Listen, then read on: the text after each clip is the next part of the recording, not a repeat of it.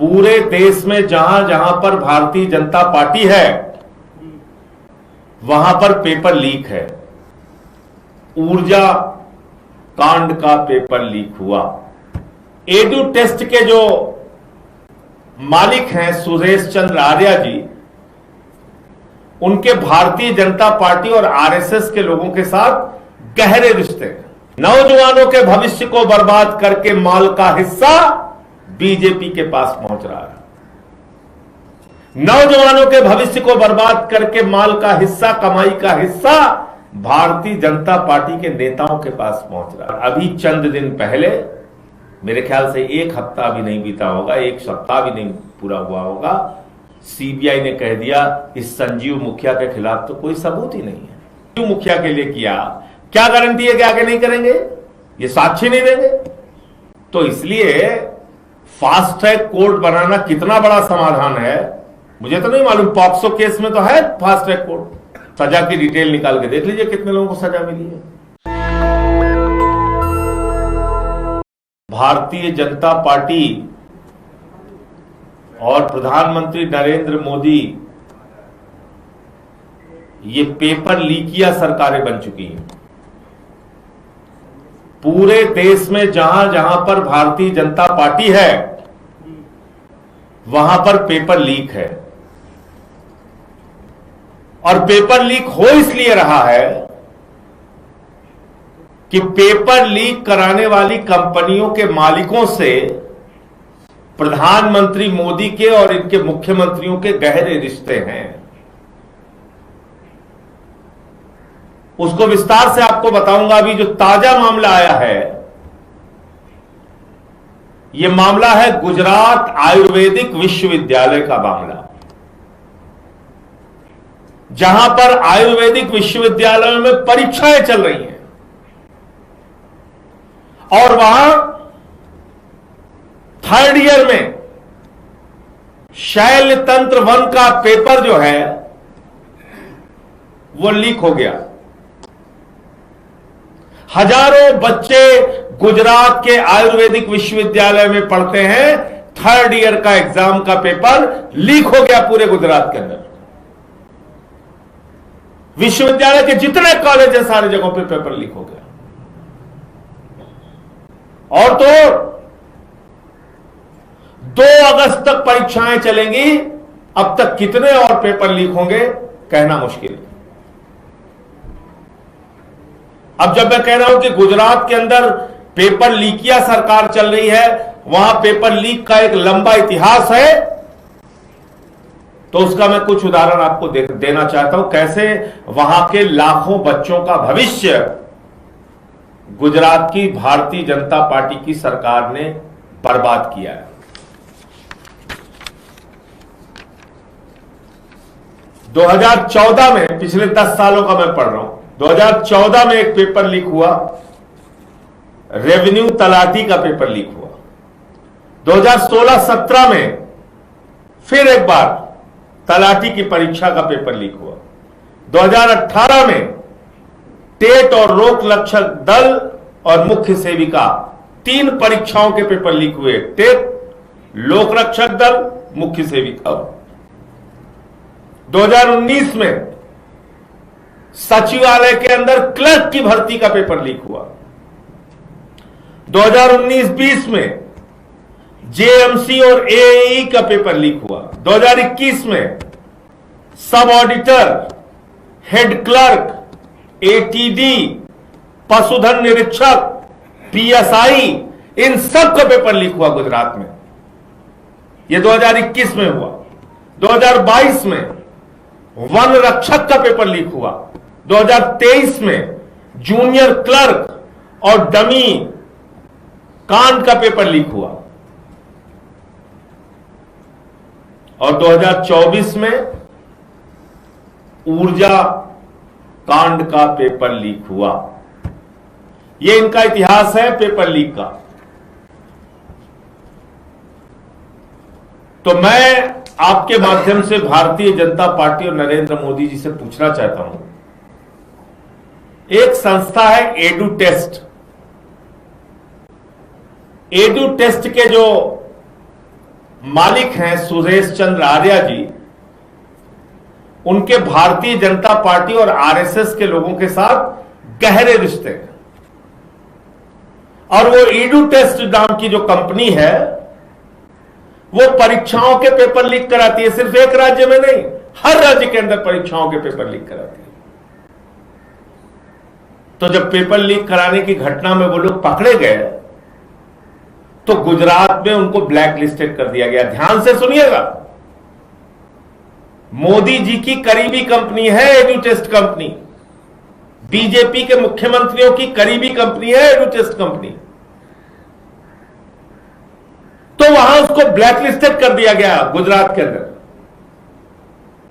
तो मोदी जी ने कहा कोई दिक्कत नहीं, गुजरात में तुम ब्लैक लिस्टेड हो गए, तुमने पैसा कमा लिया, तुमने पेपर लीक कर दिया, तुमने नौजवानों का भविष्य बर्बाद कर दिया, अब सिर्फ गुजरात में ये काम ना करो, तुम चले जाओ बिहार। बिहार में भी पेपर लीक किया उसने। फिर बोला अच्छा यहां भी ब्लैक लिस्टेड हो गए, कोई बात नहीं, अब चले जाओ यूपी। फिर यूपी में जाके उन्होंने, इस एडू टेस्ट कंपनी ने वहां भी पुलिस भर्ती का पेपर लीक किया।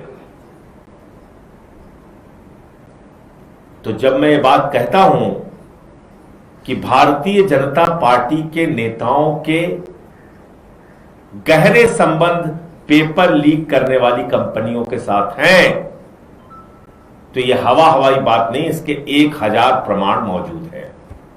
इसका मतलब नौजवानों के भविष्य को बर्बाद करके माल का हिस्सा बीजेपी के पास पहुंच रहा है।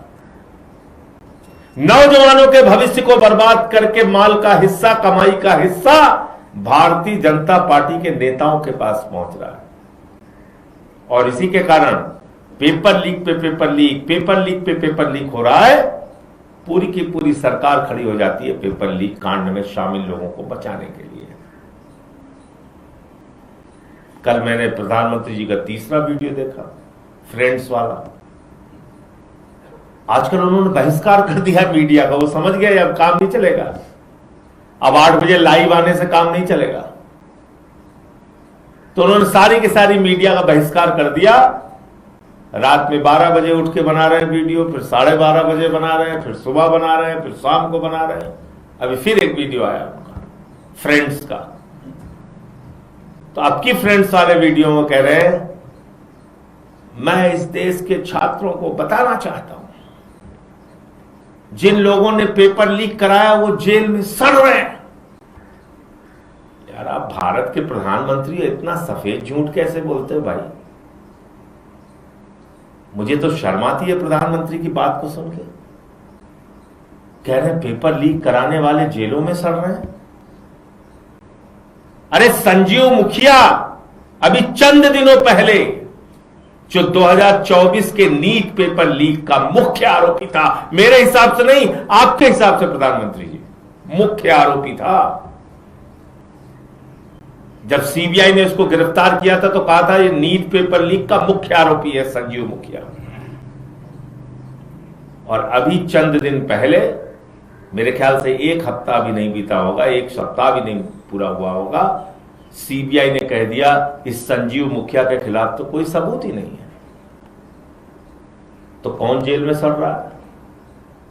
2024 के नीट के पेपर लीक में जो लोग पकड़े गए, 90 दिन में आपकी सीबीआई उनके खिलाफ चार्जशीट नहीं दाखिल कर पाई, उन सबको जमानत मिल गई पेपर चुराने वालों को। और अभी जो मुख्य पेपर चोर का आरोपी था, मुख्य आरोपी, उसके खिलाफ सीबीआई ने कह दिया सबूत नहीं। आप कह रहे हो फास्ट ट्रैक कोर्ट बनाएंगे, तो फास्ट ट्रैक कोर्ट बना लो, हवाई कोर्ट बना लो, पाताल कोर्ट बना लो, आकाश कोर्ट बना लो।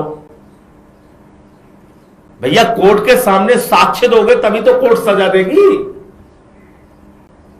तुम्हारी तो सीबीआई साक्ष्य नहीं दे पाती, कहती सबूत ही नहीं इनके खिलाफ कुछ।